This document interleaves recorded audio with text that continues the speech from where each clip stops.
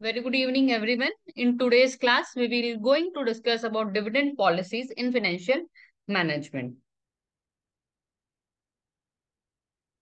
Now, what is dividend? As we have already discussed, what is dividend? Dividend is a part made from a company's earning or reserve to its shareholders. Dividend क्या है? एक part of profit है company का जो कि shareholders को दिया जाता है as a dividend. It represent a portion of company's profit that is distributed among its shareholders. ये कंपनी का वो पार्ट होता है, ये कंपनी के प्रॉफिट का वो पार्ट होता है जो कि हम शेयर होल्डर्स को एज अ डिविडेंड डिस्ट्रीब्यूट करते हैं, देते हैं. Now essentials of sound dividend policy. Dividend policy कैसी होनी चाहिए? कौन सी डिविडेंड पॉलिसी को हम बोलेंगे कि ये डिविडेंड पॉलिसी आपकी अच्छी है? एज अ फाइनेंस मैनेजर आपको हर साल के अंत में डिविडेंड डिसाइड करना होता है. अब वो पॉलिसी डिसाइड करने के लिए आपको क्या क्या चीजें ध्यान में रखनी चाहिए, वो चीजें हम देखेंगे. सबसे पहला, स्टेबिलिटी. हर एक कोई चाहता है कि यदि वो कहीं पे इन्वेस्टमेंट कर रहा है तो उसको एक स्टेबल इनकम हो. तो हमें ट्राई करना चाहिए कि जो हमारे शेयर होल्डर्स हैं हम उसको हर साल एक stable rate of dividend provide कर सके. Next, gradually rising dividend. ठीक है, डिविडेंड हमारा कांस्टेंट नहीं होना चाहिए, एक फिक्स नहीं होना चाहिए. डिविडेंड हमारा क्या होना चाहिए? इंक्रीजिंग नेचर का होना चाहिए, बढ़ते क्रम में होना चाहिए. सपोज मैं आज साल 1,000 रुपए मुझे डिविडेंड मिल रहा है तो मैं एक्सपेक्ट करूंगी कि एक साल बाद मुझे 1,200 रुपए मिले, फिर मुझे 1,500 रुपए मिले. That is called gradual gradual rising dividend. Now, third essentials of a sound dividend policy is distribution of cash dividend. ठीक है, हमें क्या करना चाहिए? हमें कंसीडर करना चाहिए, हमें ये चीजें ध्यान रखनी चाहिए कि हम ज्यादा से ज्यादा कैश डिविडेंड दे पाए. क्यों? क्योंकि हर कोई इन्वेस्टमेंट क्यों कर रहा है कि उसे एक पर्टिकुलर इंटरेस्ट जनरेट कर, सॉरी, हाँ, इंटरेस्ट या डिविडेंड जनरेट कर पाए. तो हमें एक ट्राई करना चाहिए कि हम ज्यादा से ज्यादा कैश डिविडेंड अपने इक्विटी शेयर होल्डर्स को दे पाए. Next, moderate start. जब हम इनिशियल स्टेज ऑफ इनकॉर्पोरेशन होते हैं, जब हम नए नए कंपनी अपनी स्टेब्लिश करते हैं, नई नई कंपनी स्टार्ट करते हैं, तो हमें कम डिविडेंड रेट से स्टार्ट करना चाहिए. क्यों? क्योंकि इनिशियल स्टेज में हमारे पास बहुत सारे इन्वेस्टमेंट ऑप्शंस होते हैं, हमारे पास बहुत सारे एक्सपेंसेस होते हैं. तो हम जितना भी प्रॉफिट आया पूरा डिस्ट्रीब्यूट कर देंगे. तो वो क्या होगा? हमारे लिए जब हमको इन्वेस्टमेंट की जरूरत होगी तो हमारे पास पैसे नहीं रहेंगे. इसलिए हमें मॉडरेट लेवल से, मतलब कम लेवल से कम लेवल पे हमको डिविडेंड देना चाहिए और ज्यादा से ज्यादा रिटेन करना चाहिए for further investment. Next, source from earned profit. ठीक है, हमें ट्राई करना चाहिए कि जो भी हम डिविडेंड दे वो कहाँ से दे? जो भी हमने अर्निंग की है, जो भी हमको प्रॉफिट हुआ है उस साल, उसमें से दे. ठीक है, ऐसा होता है कंपनी के साथ कि कभी लॉस हुआ, कभी प्रॉफिट हुआ. सपोज एक कंपनी है, वो 4 साल से लॉस हो रहा था उसे, ठीक है, अब 5वें साल उसे प्रॉफिट हुआ. तो उसे क्या करना चाहिए? डिविडेंड देना चाहिए या फिर पुराने लॉस को पहले कोप अप करना चाहिए, कवर करना चाहिए, उसको पे ऑफ करना चाहिए? बताइए आप लोग. आप लोग एक कंपनी के फाइनेंस मैनेजर हैं, उस कंपनी में 4 साल से लॉस हो रहा था. ठीक है, क्वेश्चन को समझिएगा. उस कंपनी में 4 साल से लॉस हो रहा था, 5वें साल उस कंपनी में प्रॉफिट हुआ. तो उसे जो प्रॉफिट हुआ उसको डिविडेंड देना चाहिए या फिर जो पुराना लॉस हुआ है उसको पहले बियर करना चाहिए, उसको पहले पे ऑफ करना चाहिए? सभी को आंसर देना है, सभी बताइए.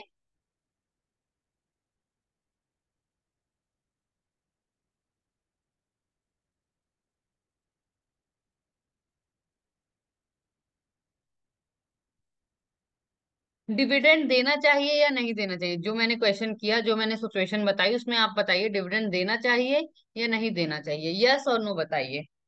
सभी लोग जल्दी रिप्लाई करें. नो. योगेश चौहान रिप्लाई किया, ओके. प्रफुल्ल, मंजू, उमेश, राजेश, संतोष, पवन, हेमंत.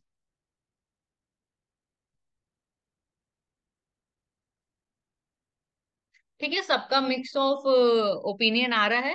ठीक है, ये कंपनी के मैनेजमेंट पे डिपेंड करता है कि क्या करना चाहिए. बट हम जब फाइनेंस के बारे में बात करते हैं, ठीक है, हमको कंपनी को लॉन्ग टर्म तक चलाना है, तो हमें क्या करना चाहिए? पहले हमें अपने जो भी लॉसेज है उसको पे ऑफ करना चाहिए.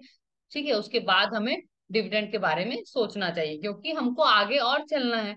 ठीक है, आगे नहीं चलना होता तो हमारा जो प्रॉफिट हुआ डिविडेंड दे दिया, खत्म हो गया। बट हमको वो लॉस को कवर करने के लिए हमको क्या करना पड़ेगा, बाहर से पैसे लेने पड़ेंगे, फिर हमारा कॉस्ट ऑफ कैपिटल बढ़ेगा।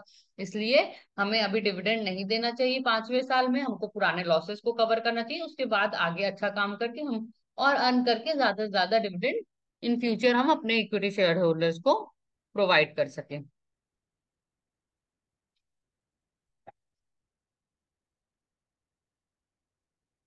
ना, क्लियर है इतना सभी को? Essentials of sound dividend policy clear है सभी को?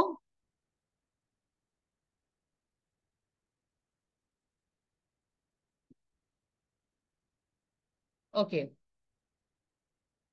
Our next topic is dividend practice in India. अब हम देखेंगे कि डिविडेंड को किस तरीके से अपने इंडिया में रेगुलेट किया जा रहा है, कैसे कंपनियां और क्या क्या रूल रेगुलेशन है डिविडेंड से रिलेटेड। ठीक है, पहला है board rules. Board rules means जो बोर्ड ऑफ डायरेक्टर्स होते हैं उनके लिए। The board of directors determines and recommends the portion of net profit to distributed as dividends as well as dividend rate. Dividend are declared based on the performance of a specific financial year. जो board of directors होते हैं company के, वो लोग क्या करते हैं, decide करते हैं कि हमको प्रॉफिट में से कितना परसेंट डिविडेंड देना है और कितना परसेंट रिटेन करना है। ये कौन सा डिसीजन कहलाता है, बताइए।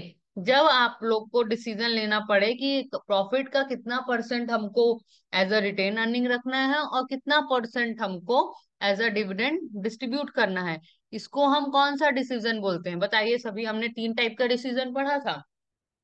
ठीक है, फाइनेंशियल मैनेजमेंट में 3 इंपॉर्टेंट डिसीजन होते हैं। क्या क्या इंपॉर्टेंट डिसीजन होते हैं? इन्वेस्टमेंट डिसीजन, फाइनेंसिंग डिसीजन, और एक और क्या पढ़ा था बताइए, जिसमें हम ये चीजें करते हैं, जिसमें हम डिसाइड करते हैं कि हमको प्रॉफिट का कितना परसेंट एज अ डिविडेंड रखना है और कितना परसेंट रिटेन अर्निंग को देना है। मेरा क्वेश्चन समझ में आया सभी को, मैं क्या पूछ रही हूँ? ये कौन सा डिसीजन कहलाता है जिसमें एक बोर्ड ऑफ डायरेक्टर डिसाइड करता है कि प्रॉफिट का कितना परसेंट हमको कंपनी में रिटेन करना है और कितना परसेंट हमको एज अ डिविडेंड डिस्ट्रीब्यूट करना है? गुड। एम कश्यप, पार्थ, सही बताया आपने। और बताइए, सभी को आंसर देना है। देखिए, टू वे कम्युनिकेट करेंगे तो मुझे भी समझ में आएगा कि आप लोगों को चीजें समझ में आ रही है या नहीं आ रही हैं। सभी को रिप्लाई करना है, सभी जल्दी जल्दी रिप्लाई कीजिए, कौन सा डिसीजन है? संतोष, ये फाइनेंस का पार्ट है, पर फाइनेंस में 3 टाइप के डिसीजन होते हैं, वो 3 में से कौन सा डिसीजन है ये बताना है। Okay Yogesh, good.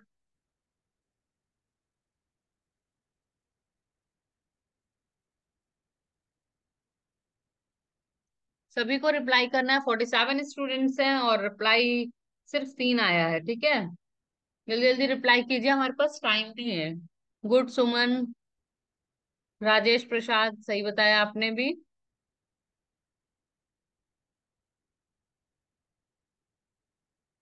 Now, second, regulation. Regulation 85 of Table A stipulate that dividend cannot exceed the amount recommended by the board.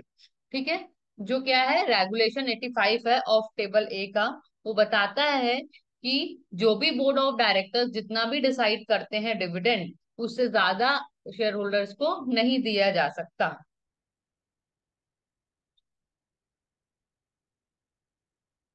Next, cash dividends. Dividends should be paid in cash.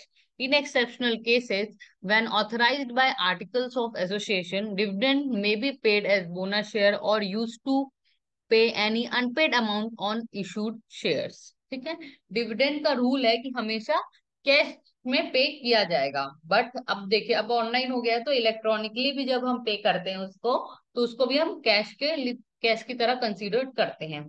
But यदि आपको cash के अलावा कुछ और तरीके से dividend देना है, तो उसके लिए कंपनी के एक आर्टिकल्स ऑफ एसोसिएशन रहता है। ठीक है, उस आर्टिकल ऑफ एसोसिएशन में उसमें स्पेसिफाई होना चाहिए कि यदि कंपनी कैश डिविडेंड नहीं देना चाहती है तो वो other types of dividend pay कर सकती है। आर्टिकल्स ऑफ एसोसिएशन में ये क्लियर होना चाहिए। नेक्स्ट है moderation. In the early years of a company lower dividend rate may be advisable to strengthen the company's financial position. ठीक है, ये बताया गया है कि जब कंपनी नई होती है, इनिशियल स्टेज में होती है, नया नया इनकॉर्पोरेशन होता है, तो कंपनी को लो डिविडेंड पे करना चाहिए और फिर धीरे धीरे ग्रेजुअली इंक्रीज करना चाहिए। Next, eligibility. Shareholders whose name appears on the register of member on the day of the dividend is announced or holders of share warrants are eligible to receive dividend payment। ठीक है, अब dividend payment किसको किया जाएगा? सबसे पहली बात, जो कि ऑलरेडी रजिस्टर्ड है एज अ शेयर होल्डर, वहां पे उसका नाम एंटर है, उसको दिया जाएगा, या जिसके पास वो शेयर वारंट है। ठीक है, जो भी वो पीस ऑफ पेपर का शेयर वारंट है, उनको हम डिविडेंड पे करेंगे। देखिए, पहले क्या होता था, पहले ऑफलाइन होता था, अब तो ऑनलाइन हो गया। ऑनलाइन हो गया तो डायरेक्ट आपके अकाउंट में क्रेडिट होता है। ठीक है, पहले वो ट्रांसफरेबल शेयर्स पे होता था, तो शेयर जिनके पास शेयर्स होता था उनको दिया जाता था dividend. Calculation. Dividends are calculated on the normal value of shares irrespective of paid up value. Dividend क्या कैसे डिसाइड करते हैं हम, कि जो भी शेयर का प्राइस है उसके ऊपर उसका परसेंटेज कुछ रहेगा, तो वो हमारा डिविडेंड कहलाता है। ठीक है, आर्टिकल्स ऑफ एसोसिएशन में specify dividends based on amount paid for each shares. ठीक है, आर्टिकल्स ऑफ एसोसिएशन में हम क्या करते हैं, स्पेसिफाई करते हैं कि पर शेयर कितना कितना डिविडेंड दिया जाएगा।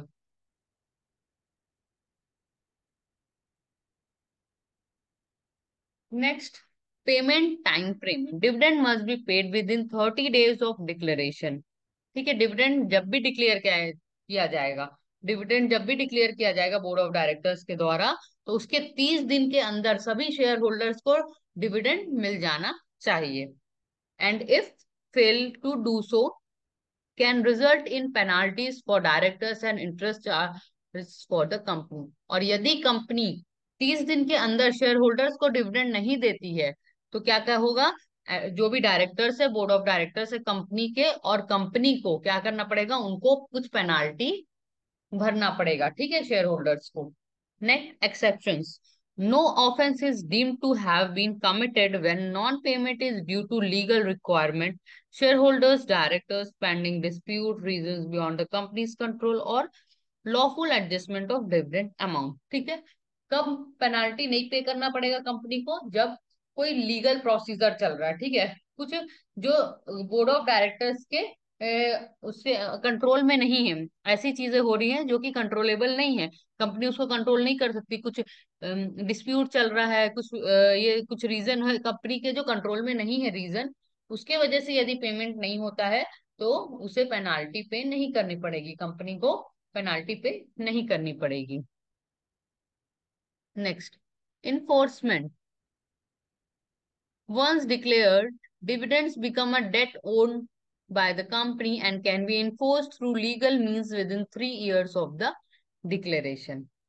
ठीक है, जब भी डिविडेंड डिक्लेयर होगा वो क्या हो जाएगा, कंपनी के लिए पेबल हो जाएगा, कि कंपनी को उसको देना है, उसके लिए क्या हो जाएगा, एक डेट हो जाएगा। Next, annual general meeting. Dividends are typically declared at the annual general meeting but can be declared at other general meeting unless otherwise stated in articles of association। ठीक है, एक एनुअल जनरल मीटिंग मतलब होता है कि साल में हर साल एक जनरल मीटिंग होती है, किसकी, बोर्ड ऑफ डायरेक्टर्स की और शेयर होल्डर्स की, जिसमें डिविडेंड डिसाइड होता है और उसमें डिविडेंड पेमेंट किया जाता है शेयर होल्डर्स को। ये ज्यादातर ये साल के अंत में ही होती है, कभी कभी जब इंटरिम डिविडेंड दिया जाता है तो वो कभी साल के बीच में भी हो सकता है meeting.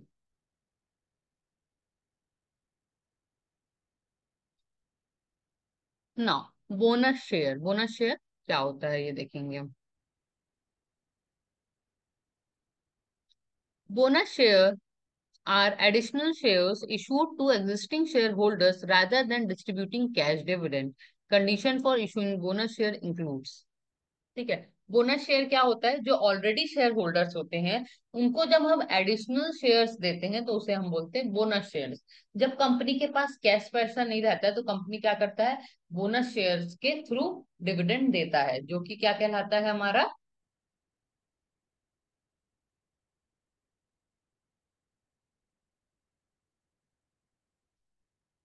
Now, condition for issuing bonus shares includes articles of association permitting bonus share issuance। ठीक है, कब हम बोनस शेयर इशू कर सकते हैं, जब हमारा आर्टिकल्स ऑफ एसोसिएशन जो है वो परमिट करे, उसमें लिखा हो कि आप बोनस शेयर इशू कर सकते हैं, कैश के अलावा आप other types of dividend issue कर सकते हैं, तब हम बोनस शेयर इशू कर सकते हैं। Next, availability of sufficient undistributed profit. ठीक है, आपके पास एक अनडिस्ट्रीब्यूटेड प्रॉफिट होना चाहिए, तभी आप बोनस शेयर इशू कर सकते हैं। Next, approval from member in a general meeting. ठीक है, वहां पे जितने भी मेंबर्स हैं, जितने भी कंपनी के मेंबर्स हैं, सभी लोग की रजामंदी होनी चाहिए, कि उन लोग एग्री होना चाहिए कि बोनस शेयर इशू किया जाए। Compliance with SEBI guidelines. ठीक है, सेबी क्या करती है, time to time guidelines change करते रहती है, तो उसके गाइडलाइंस के अकॉर्डिंग ही हम बोनस शेयर इशू कर सकते हैं। क्लियर है। Next, bonus share must be reported within 30 days of issuance including details of shares and allottees। ठीक है, जब भी शेयर बोनस शेयर इशू करने का आएगा तो हमें क्या करना पड़ेगा कि 30 डेज के अंदर ही हमें बोनस शेयर इशू करना पड़ेगा शेयर होल्डर्स को। प्लस हमारे पास सारे शेयर होल्डर्स की डिटेल होना चाहिए, किसको किसको कितना कितना शेयर अलॉट किया गया है bonus shares. Bonus shares do not immediately affect company assets बस transfer amount from retain earning to share capital. ठीक है, बोनस शेयर हम कहाँ से देते हैं, जो हमारे पास ऑलरेडी जो पैसा है उसी में से देते हैं हम। ठीक है, तो उससे क्या होता है, हमारा जो भी रिटेन अर्निंग, जो हमारे पास पैसा जो रिटेन करके हम रखते हैं उसमें से देते हैं, तो वो रिटेन अर्निंग हमारा किस समय ट्रांसफर हो जाता है, शेयर कैपिटल में। क्यों, क्योंकि वो पैसा हम किसको ट्रांसफर कर रहे हैं, शेयर होल्डर्स को। और शेयर होल्डर्स पास जो पैसे हैं वो क्या कहलाते हैं, share capital for our company. Next, they can be used to reduce market value, facilitate wider ownership distribution। इससे क्या होता है, ओनरशिप क्या हो जाती है, बढ़ जाती है, डिस्ट्रीब्यूट हो जाती है। आपके पास एक शेयर था, आप एक शेयर के ओनर थे, आपको और बोनस शेयर में सपोज 2 शेयर और मिल गए, तो अब क्या हो गया, आप तीन शेयर से शेयर्स के क्या हो गए, ओनर हो गए। मतलब आपका सपोज पहले 1% कंपनी में हफ्ता, अब 3% हो गया है। तो ये क्या करता है, वाइडर कर देता है ओनरशिप को। Maintain shareholder interest when cash dividend are inadvisable. जब कंपनी के पास कैश डिविडेंड पेमेंट नहीं कर पाती है तो कंपनी बोनस शेयर का हेल्प लेती है। इससे क्या होता है, हमारे शेयर होल्डर्स का इंटरेस्ट भी बना रहता है, शेयर होल्डर्स का बेनिफिट होता है। नाउ, टाइप ऑफ डिविडेंड्स, ये इंपॉर्टेंट है, सभी लोग ध्यान से देखिएगा। ठीक है, इसमें से शॉर्ट क्वेश्चंस भी आ सकते हैं, लॉन्ग क्वेश्चंस भी आ सकते हैं। ठीक है, आपसे पूछ सकता है कैश डिविडेंड क्या होता है, ठीक है, स्ट्रिप डिविडेंड क्या होता है, तो इस तरीके से पूछ सकता है, या डायरेक्ट आपसे पूछ सकता है what do you mean by dividend, explain its types. ठीक है, तो इसको ध्यान से समझिएगा। पहला है कैश डिविडेंड। कैश डिविडेंड आपको नाम से ही समझ में आ रहा है कि हम इसको कैश फॉर्म में डिस्ट्रीब्यूट करते हैं शेयर होल्डर्स को। Share holders receive cash payment proportional to their share holding. जितना उनका होल्डिंग रहता है उसके हिसाब से उनको डिविडेंड मिलता है। These dividend are typically funded from the company's earning और अवेलेबल कैश रिजर्व। जो भी हमारे पास कंपनी जो पैसा जनरेट की है उस साल, उसमें से हम डिविडेंड देते हैं। Cash dividend are popular among share holders due to their liquidity. और ज्यादातर share holders cash dividend prefer करते हैं क्योंकि उनको एक लिक्विडिटी मिलती है। हम इन्वेस्टमेंट कर रहे हैं तो हम चाहेंगे कि हमको इंटरेस्ट मिले, ठीक है, उसमें से हमको कुछ पैसे मिले जिसको हम खर्च कर सकें, जिसको हम यूज कर सकते हैं हमको जब भी जरूरत हो। तो हमें लिक्विडिटी प्रोवाइड करता है, शेयर होल्डर्स को लिक्विडिटी प्रोवाइड करता है। Now, second type of dividend is stock dividend. Additional shares of stocks are issued to owners in the form of dividend payment. जब कंपनी के पास कैश डिविडेंड नहीं होता है और उसके आर्टिकल्स ऑफ एसोसिएशन में उसमें रिटर्न रहता है कि वो या अलाउ किया जाता है कि वो स्टॉक डिविडेंड पे कर सकती है, तो स्टॉक डिविडेंड कंपनी क्या करती है, इशू करती है टू एग्जिस्टिंग शेयर होल्डर्स को। Instead of receiving monetary compensation share holders greater number of shares in the company. इसमें क्या होता है, नंबर ऑफ शेयर्स हर एक शेयर होल्डर्स के बढ़ जाते हैं। Stock dividends do not impact the companies cash और अर्निंग पोजीशन। ठीक है, यदि स्टॉक डिविडेंड कंपनी इशू कर रही है तो इससे कंपनी की अर्निंग में कोई इफेक्ट नहीं पड़ता है। There is no change in ownership, it merely increase the number of shares held by the share holders. ठीक है, इससे ओनरशिप में कोई चेंजेस नहीं आते हैं, बस क्या होता है, नंबर ऑफ शेयर्स हर एक शेयर होल्डर्स के पास बढ़ जाता है। It essentially a capitalisation of retain earning. ठीक है, कुछ नहीं है, जो ये रिटेन अर्निंग में हमारे पास पैसे हैं उसको हम क्या करते हैं, अपने कैपिटल में लगा देते हैं। ठीक है, that is called capitalisation. Next है stock splits. In contrast to a stock dividend, a stock splits result in a different number of shares being issued. ठीक है, जैसे कि स्टॉक डिविडेंड में हमारा फिक्स नंबर ऑफ वो रहता है, नंबर ऑफ शेयर्स होते हैं उसमें, बट इसमें क्या होते हैं, अलग होते हैं, डिफरेंट नंबर्स ऑफ शेयर्स होते हैं। It often includes a proportional reduction in the par value of the stock. ये क्या होता है, इसकी जो पार वैल्यू रहती है उसको भी क्या कर देता है, ये कम कर देता है। The main reason for a stock split is to change the share price, which in turn affect the company's profit and dividend per share. इससे क्या होता है, जब स्टॉक स्प्लिट्स होता है, मतलब जब हम जो भी हमारी वैल्यू है शेयर होल्डर शेयर्स की, उसको हमारा क्या होता है, शेयर्स की वैल्यू क्या हो जाती है, कम हो जाती है। इससे क्या होता है, ये कंपनी के प्रॉफिटेबिलिटी को भी अफेक्ट करता है और डिविडेंड पर शेयर को भी अफेक्ट करता है। Stock splits do not alter capital account, premium और रिटेन अर्निंग। ठीक है, इसमें हम किसी रिजर्व से पैसे नहीं लेते, हम अपने रिटेन अर्निंग से पैसे नहीं लेते, कोई प्रीमियम से पैसे नहीं लेते, इसलिए हमारे कैपिटल अकाउंट में कोई भी फर्क पड़ नहीं पड़ता है इसका। ठीक है, इससे सिर्फ हमारा क्या होता है, नंबर ऑफ शेयर्स क्या होते हैं, उसमें अलॉट किए जाते हैं शेयर होल्डर्स को, जिसकी वजह से हमारे शेयर प्राइस में फ्लक्चुएशन आता है। Now script dividend. Script dividend may be paid out in the form of scrip, which is a sort of promissory note. promissory note सब समझ रहे हैं, promissory note क्या होता है, एक नोट होता है जिसको हम किसी एक पर्सन को देते हैं, बोलते हैं कि हम एक साल के बाद, सपोज मेरे पास आज पैसे नहीं है और मुझे मिक्सर ग्राइंडर लेना है। ठीक है, तो मैं गई शॉप में, मैंने उसको क्या बोलते हैं, उसे सामान लिया और मैंने उसको प्रोमिसरी नोट लिखा कि मैं आपको एक महीने बाद इतना पैसा, इतना रुपए, ठीक है, इतने पैसे आपको इस तारीख को इतने टाइम के पहले मैं आपको दे दूंगी। That is called promissory note. तो कंपनी क्या करती है, कंपनी ये प्रोमिसरी नोट या स्क्रिप्ट डिविडेंड इशू करती है इसको शेयर होल्डर्स को, जब कंपनी के पास कैश नहीं रहता, कंपनी उसे प्रॉमिस करती है कि मैं इस टाइम आपको इतना रुपए, इतना डिविडेंड आपको मैं पे करूंगी। ठीक है, it allow the company to address temporary cash shortage by postponing cash dividend payment. ये ऐसे क्या होता है, जो कि इमीडिएट कैश डिविडेंड रिक्वायर्ड रहता है उसको कंपनी क्या कर पाती है, पोस्टपोन कर पाती है। Script may bear a specific maturity date or be subject to the discretion of the board। ठीक है, इसमें हमारा स्पेसिफिक मेच्योरिटी डेट रहता है कि किस दिन तक आप ये पेमेंट मिलेगा।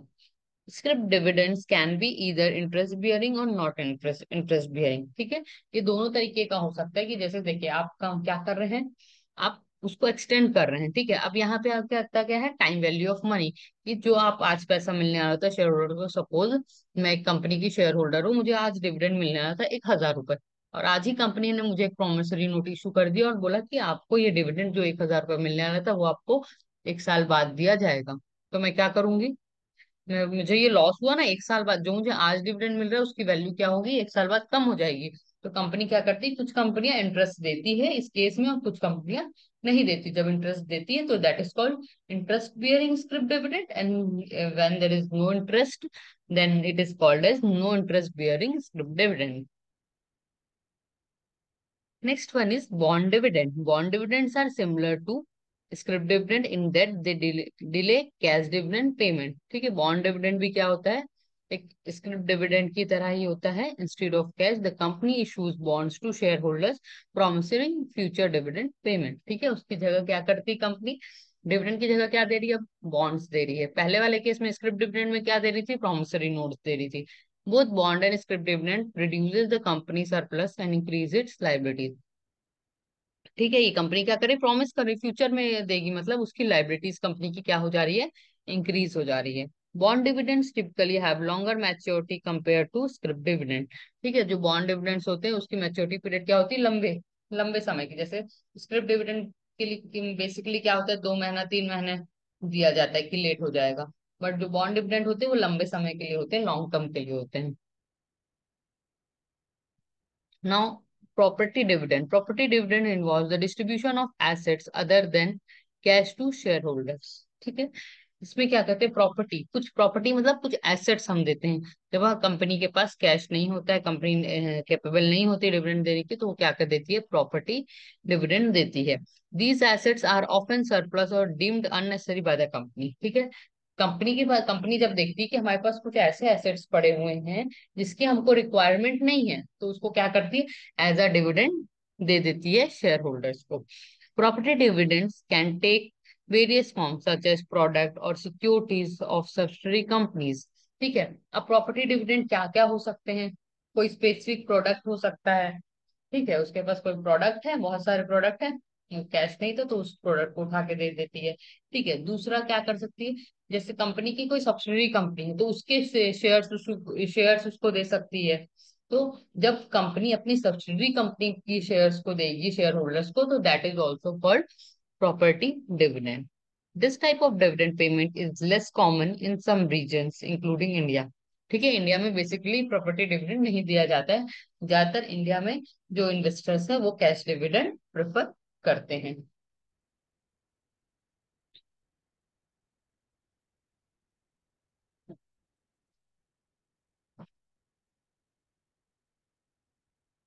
Now, types of dividend policy. Dividend policy के टाइप्स अब हम देखेंगे। सबसे पहला है कंजर्वेटिव डिविडेंड पॉलिसी।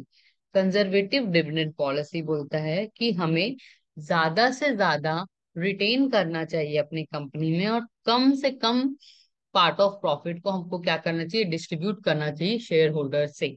क्यों? क्योंकि कंपनी के पास फ्यूचर अपॉर्चुनिटीज हैं और कॉस्ट ऑफ कैपिटल हमें देना पड़ता है, इसलिए हम क्या करते हैं, कंजर्वेटिव डिविडेंड पॉलिसी में ज्यादा से ज्यादा अपने प्रॉफिट जो भी हमारे इन अर्निंग हुई है उस साल, उसको अपनी कंपनी में रिटेन करके रखते हैं फॉर फ्यूचर इन्वेस्टमेंट, और कम से कम पार्ट को एज अ डिविडेंड डिस्ट्रीब्यूट करते हैं इक्विटी शेयर होल्डर्स को। नेक्स्ट है liberal dividend policy. In liberal dividend policy we distribute more profit to share holder as a dividend and less will be retain in a company for future investment. ठीक है, liberal policy है, liberal मतलब कि ज्यादा उसमें वो नहीं किया जाता, रिटेन नहीं किया जाता। ज्यादा से ज्यादा पैसा जो भी आपने उस साल जनरेट किया है, उस साल अर्न किया है कंपनी ने, उसको क्या करते हैं, हम डिस्ट्रीब्यूट कर देते हैं शेयर होल्डर्स को। नेक्स्ट है stable dividend policy. Stable dividend policy बताती है कि हम एक consistent amount of dividend share holders को हर साल देते हैं। तो इससे क्या होता है, जो इन्वेस्टर्स रहता है उसको भी क्या होता है, कॉन्फिडेंस रहता है कंपनी में कि कंपनी हमको हर साल डिविडेंड दे रही है, मतलब ये अच्छा कंपनी है, हमने अच्छी जगह पैसे इन्वेस्ट किए हैं। और ज्यादा इन्वेस्टर्स आपके लिए क्या होते हैं, अट्रैक्ट होते हैं कि हाँ ये कंपनी अच्छी है, ये हर साल एक स्टेबल डिविडेंड देती है। ठीक है, अब स्टेबल डिविडेंड दो तरीके से हो सकता है। एक होता है specific percentage of share price, की आपका फिक्स परसेंटेज डिसाइड कर ले कि हम हर साल इतना परसेंट डिविडेंड देंगे। मतलब शेयर का सपोज 100 रुपए का शेयर है कंपनी का, तो कंपनी डिसाइड कर ले कि हर साल हम 20% डिविडेंड देंगे, तो मतलब 20 रुपए डिविडेंड देंगे। That is called stable dividend policy. एक ये हो सकता है स्टेबल डिविडेंड पॉलिसी के हम तीन तरीके से हम डिविडेंड पॉलिसी बना सकते हैं।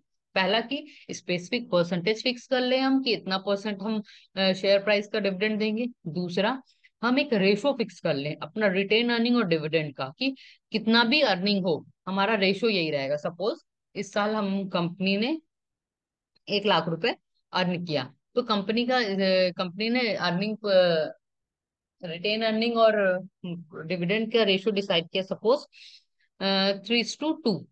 ठीक है, तो तीन अ, तीन अ, तीन 3 टाइम्स किसका रिटेन अर्निंग रिटेन करेगा और 2 टाइम्स क्या करेगा, डिस्ट्रीब्यूट करेगा शेयर होल्डर्स को। तो वो डिस्ट्रीब्यूट करते हैं हम सब एक परसेंटेज के फॉर्म में। मैं आपको बता देती हूँ, जैसे हमने डिसाइड कर लिया कि हमारा कुछ भी अर्निंग हो, 1 लाख रुपए हो, 2 लाख रुपए हो, 3 लाख रुपए हो, हम क्या करेंगे, 60% को अपने कंपनी में रिटेन करेंगे और 40% को क्या कर देंगे, डिस्ट्रीब्यूट कर देंगे। That is also called stable dividend policy. एक तीसरा तरीका होता है स्टेबल डिविडेंड पॉलिसी का, कि हम एक फिक्स्ड डिविडेंड डिसाइड कर ले कि हर साल हम इरिस्पेक्टिव ऑफ हमारी अर्निंग हम हर साल इतना इतना डिविडेंड देंगे। सपोज हमने डिसाइड कर लिया कि हर साल हम 10%, मिनिमम 10% हम डिविडेंड देंगे शेयर प्राइस का। सपोज शेयर प्राइस हमारा 100 रुपए है, उसका हम 10% डिविडेंड देंगे, मतलब 10 रुपए हर साल देंगे। और जिस साल हमको ज्यादा प्रॉफिट होता है तो वो 10 रुपए तो देंगे ही, प्लस जितना एक्सेस हुआ, हमारा प्रॉफिट हुआ, उसको भी क्या करेंगे, हम डिस्ट्रीब्यूट कर देंगे शेयर होल्डर्स को। तो ठीक है, तो that is also called stable dividend policy. हम ये तीन तरीके से अपने डिविडेंड पॉलिसी को स्टेबल बना सकते हैं। नेक्स्ट है irregular dividend policy. Irregular dividend policy उन कंपनियां फॉलो करती हैं जहां पे अर्निंग उनकी फिक्स नहीं होती, जो कि फ्लक्चुएटिंग नेचर की होती है। जैसे कि जो सीजनल बिजनेसेस होते हैं, तो उसमें क्या होता है, एक सीजन, जब सीजन आता है उसका, तो उनकी अर्निंग बढ़ जाती है, तो उनका क्या होता है, ज्यादा ज्यादा डिविडेंड देते हैं, ज्यादा अर्निंग होती है। जब सीजन डाउन होता है तो उनकी अर्निंग कम हो जाती है, तो वो कम डिविडेंड देते हैं। That is called irregular dividend policy. Next है no dividend policy. No dividend policy, कुछ कंपनियां ऐसी भी होती है जो कि एक भी डिविडेंड नहीं देती हैं।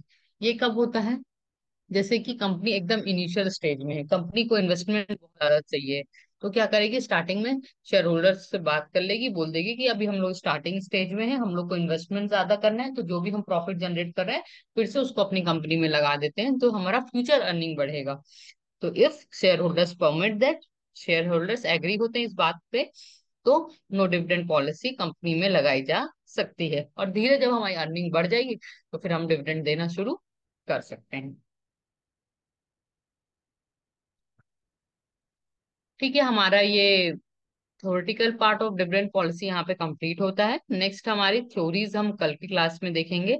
जिस ठीक है, अभी तक हमने जितना भी पढ़ा है, किसी को कुछ डाउट है तो आप लोग पूछ सकते हैं।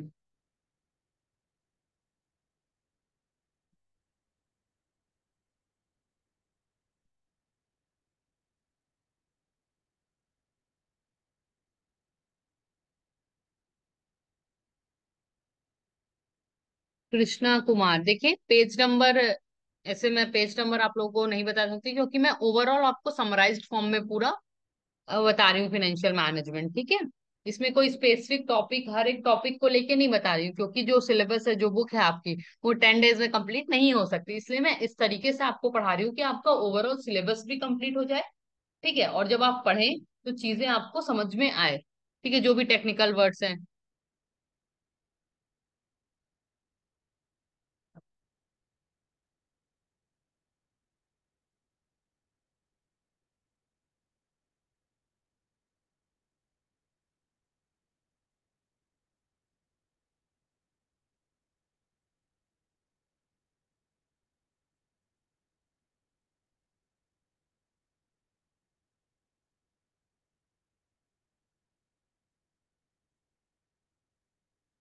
चलिए मैं स्लाइड आप लोगों को एक बार, 6 स्लाइड बोर्ड है ना, मैं सारी स्लाइड दिखा दे रही हूँ, आप लोग जल्दी से स्क्रीन शॉट ले लीजिएगा। Praful Pandey, what are you asking, ये 176, अच्छा ये पेज नंबर बता रहे हैं आप बुक का। आप, मेरे हिसाब से आप लोग को बुक को फॉलो अभी नहीं करना चाहिए, बुक तो आपके पास है, आपको एग्जाम टाइम में पूरा बुक से ही पढ़ना है। अभी आप कॉन्सेप्ट को समझने में ध्यान दीजिए, ठीक है, बुक से आप लोग पर्सनल स्टडी कीजिएगा। ऐसे आप लोग ना डिस्ट्रैक्ट होंगे, जैसे बुक भी देख रहे हैं, पीपीटी भी देख रहे हैं, तो ऐसे में आप लोग सिर्फ मिलाते ही रह जाएंगे, आप लोग को समझ में नहीं आएगी चीजें। इसलिए कंसंट्रेट करें कि आपको कॉन्सेप्ट समझ में आए, जब आप पढ़ेंगे बुक से तो आपको सब चीजें एकदम क्रिस्टल क्लियर समझ में आएंगी। ठीक है, सभी स्क्रीनशॉट जल्दी से देख लीजिए जिसका जहां पे मिस हुआ है।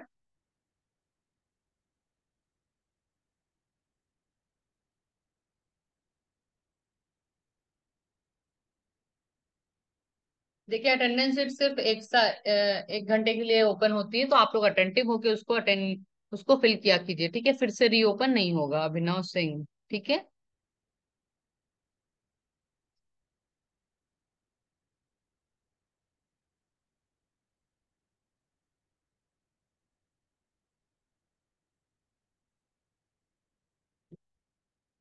ये जो चीजें मैं आपको पढ़ा रही हूँ ये आपके बुक में भी अवेलेबल है, ठीक है, आप बुक से भी इसको देख सकते हैं। पर बेटर है कि आप लोग स्क्रीनशॉट क्लास का ले लिया कीजिए, कि मैं कुछ कुछ चीजें ऐड ऑन भी करती हूँ किसी किसी टॉपिक में, ठीक है। कुछ फॉर्मूलेज जो डिफिकल्ट बुक में दिए हुए हैं उसको सिंपलाइज करके मैं ट्राई करती हूँ कि सिंपल फॉर्म में आपको जो ऐसे फॉर्मूले बताऊं जो आपको इजिली समझ में आए। ठीक है, तो आप लोग स्क्रीनशॉट भी लेते रहा कीजिए।